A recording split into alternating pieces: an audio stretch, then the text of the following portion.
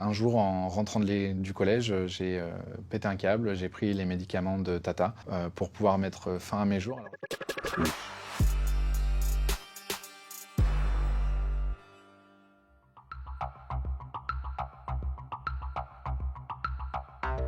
Alors les maltraitances que j'ai pu vivre au sein de cette famille d'accueil, elles étaient nombreuses, bien différentes. J'ai pu être puni à copier des milliers de lignes, à devoir manger ce que j'avais pu revomir sur des repas, à être mis au coin, les mains sur la tête ou une jambe sur la tête, à devoir aller travailler dans les champs dès 5 heures du matin en Espagne, alors que normalement c'était censé être des vacances, à être battu à coups de pied, à coups de poing, à être enfermé dans la cave pendant des heures ou à être enfermé justement dehors alors qu'on était en plein hiver. Et souvent, c'était de dire que en tant qu'enfant placé chez eux, j'avais de la chance et que si je parlais, on allait me mettre dans une autre famille d'accueil qui allait être maltraitante. C'est ce qu'on me disait, alors qu'eux-mêmes en fait étaient maltraitants. Les personnes qui m'ont accompagné malheureusement n'ont pas vu ce que je pouvais vivre à la maison et pendant une certaine période, l'aide sociale à l'enfance sur mon parcours n'est pas intervenue, donc personne ne savait ce qui se passait. En quatrième, j'ai eu une période où c'était très compliqué et je commençais à ne plus supporter ce qui se passait à la maison.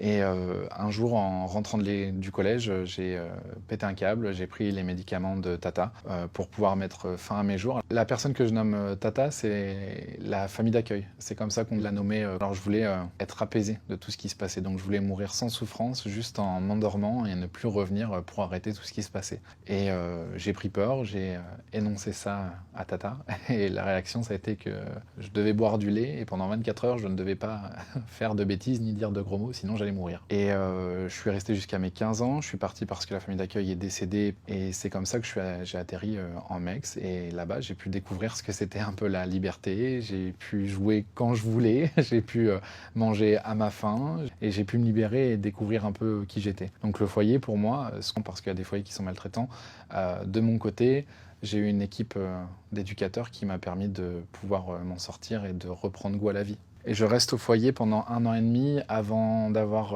comme projet d'aller en appartement semi-autonomie et de préparer mon départ de l'aide sociale à l'enfance. La semi-autonomie a été très difficile au début parce que j'ai toujours été habitué à vivre en collectivité et du jour au lendemain, je me retrouve tout seul dans un appartement à devoir gérer tout ce qui est administratif, à devoir gérer un budget, à devoir gérer sa propre nourriture. Donc ça n'a pas été simple. Je me suis comblé alimentairement pour faire face à cette solitude. J'ai atterri dans une chambre étudiante de 9 mètres carrés pendant 1 an. Donc là, à la fin de ma première année de fac de sport, j'ai dû laisser la chambre étudiante et j'ai eu énormément peur parce que j'avais pas d'autre endroit où vivre, donc j'allais finir à la rue. Et c'est quelqu'un qui aujourd'hui fait partie intégrante de ma famille qui m'a permis de pouvoir m'en sortir.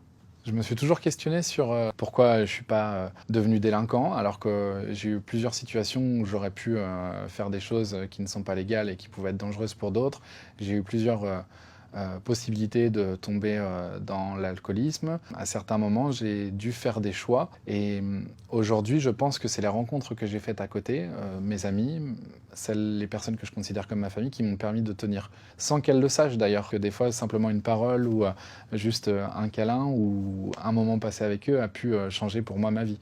J'ai voulu témoigner pour pouvoir donner un message d'espoir à tous ceux qui sont placés. Je suis éducateur spécialisé aujourd'hui, un concours que j'ai passé, un diplôme que j'ai obtenu il n'y a pas très longtemps. Je suis assez fier de l'être et de pouvoir apporter quelque chose à tous ces jeunes qu'on n'entend pas et qui méritent d'être entendus parce qu'aujourd'hui on a une vision de la protection de l'enfance qui est un peu biaisée. C'est incroyable, on a des belles rencontres. Ce qui manque aujourd'hui, c'est vraiment une politique sociale qui soit engagée et qui croit vraiment aux travailleurs sociaux et qui mettent des moyens pour pouvoir les accompagner au mieux. Aujourd'hui, on est quand même un métier qui est un peu sous-évalué, on est très peu payé, les revalorisations ne sont pas là et on a l'impression d'avoir des personnes au poste important qui sont gestionnaires et qui du coup ne reflètent plus vraiment ce qui se passe sur le terrain. Et on a surtout un énorme turnover au niveau des professionnels.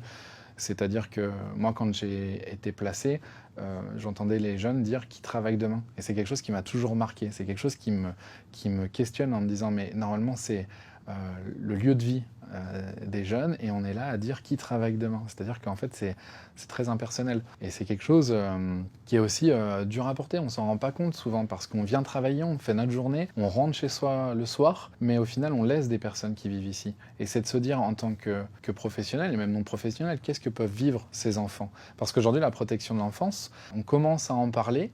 Moi, je trouve que c'est pas assez parlé, mais ça touche tous les enfants. Aujourd'hui, dans mon travail actuel, j'accompagne des personnes de tous les pans de la société. Donc, c'est pas qu'une catégorie sociale, c'est vraiment tous les enfants qui peuvent être amenés à côtoyer des travailleurs sociaux. Et ça, c'est quelque chose qu'on doit prendre en compte et qui doit être une priorité pour la France, parce que c'est l'avenir de notre pays.